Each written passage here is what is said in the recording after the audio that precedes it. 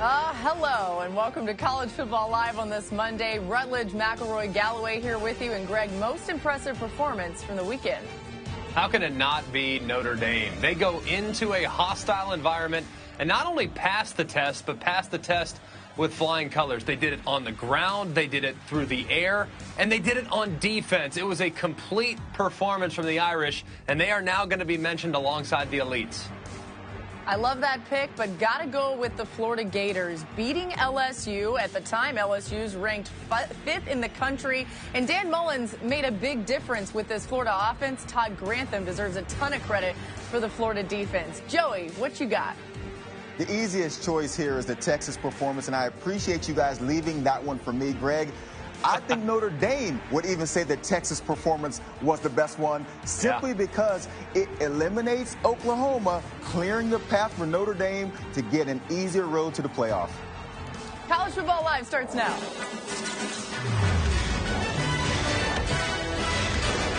Welcome to College Football Live, presented by ZipRecruiter.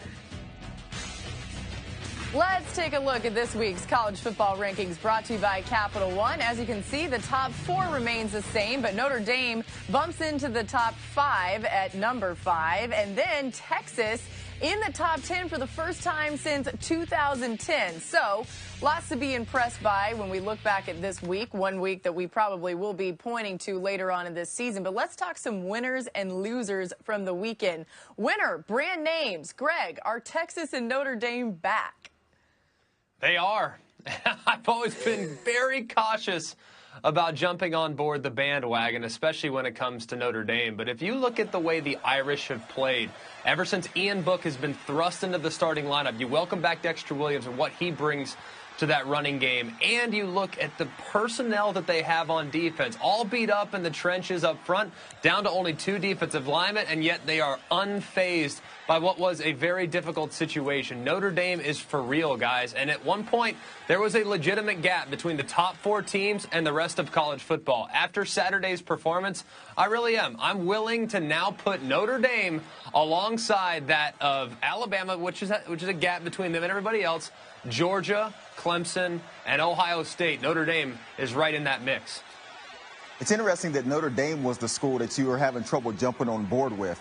They were a large part of the conversation last season. They come into this season, and midway through, they decided to switch quarterbacks. And since Ian Book has been the quarterback, they've been a different team, running the ball very well because of the way they pass the ball.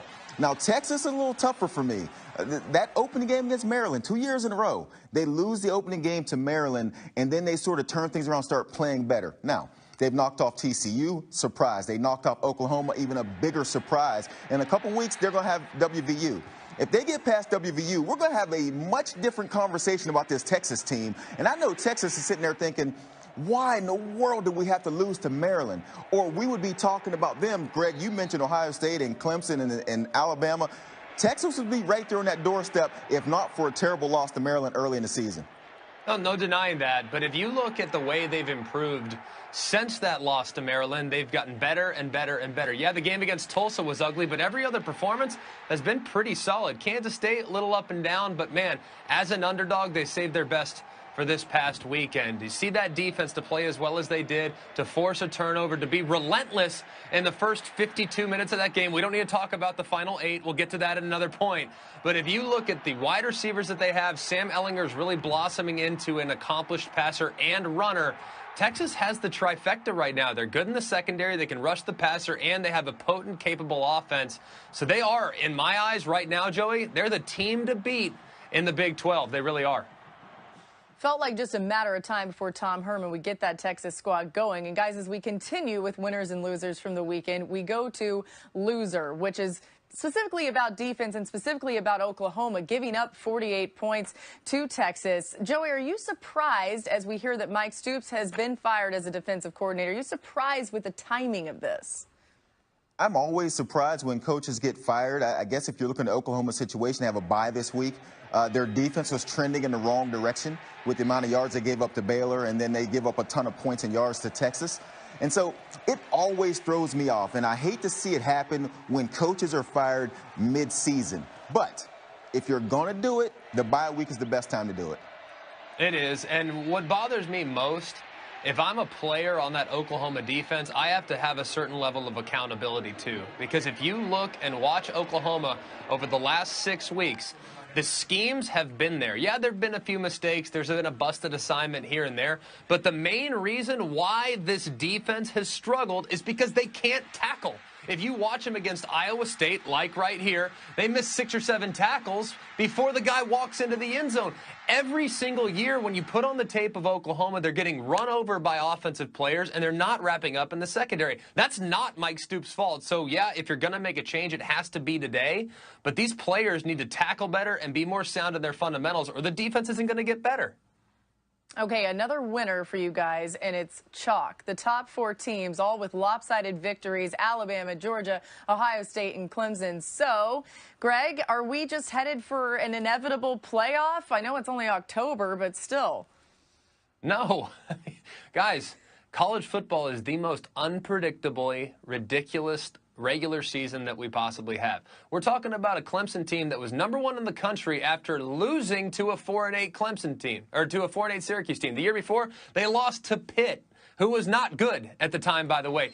We are going to have outcomes here in the next 6 weeks that nobody can predict, including the underdog head coaches that are going to beat some of the top teams in the country. 2 weeks ago, who thought Florida was going to be ranked in the top 15, and now with a lot of momentum heading into that Georgia matchup next week. So you look at the games that have been played to this point, for sure, yeah, it's easy to say, oh, well, this is going to be chalk. We got this all figured out. We know who these teams are. Joey, we're going to have a loss this week, a loss next week, and 2 the week after that nobody can foresee coming. I don't see it happening in the top 3 of those teams that you named, Laura. Now, we're going to find out what Georgia is. They have a schedule coming up. They have LSU. They have Kentucky. They have Florida. They have Auburn. So we're going to find out what Georgia is. I don't see Alabama getting scathed at all unless it happens in the SEC championship game. Ohio State maybe later in the season against maybe a Michigan. And so as I look at it, Clemson should be favoring every one of their games. And I lean this way every single season, and I've been wrong every single time. I think everybody is going undefeated. I thought Oklahoma was going to win last week. I know this. Right. I already know. I can accept. That I make errors, okay? But I'm going to stick with my thought process is everyone's going undefeated. That's it. Okay, and if Notre Dame goes undefeated, by the way, then that throws a whole other wrench in this entire thing. But here's another loser for you guys, and this is all about parachuting stunts, something that I know both of you do quite well. But this happened at the Notre Dame-Virginia Tech game, and it's just you got to watch the landing here. Oh, no. Yeah, you guys went all the way down there. What do we got on this? Greg, we'll start with you. Yeah, you have to know where you're at on the field, right? Like spatial awareness, very important on the football field. You're not only taking out your own body as you're going headfirst into a stadium, you're dragging the sky cam with you, and that affects the broadcast. Joey, we just can't allow things like this.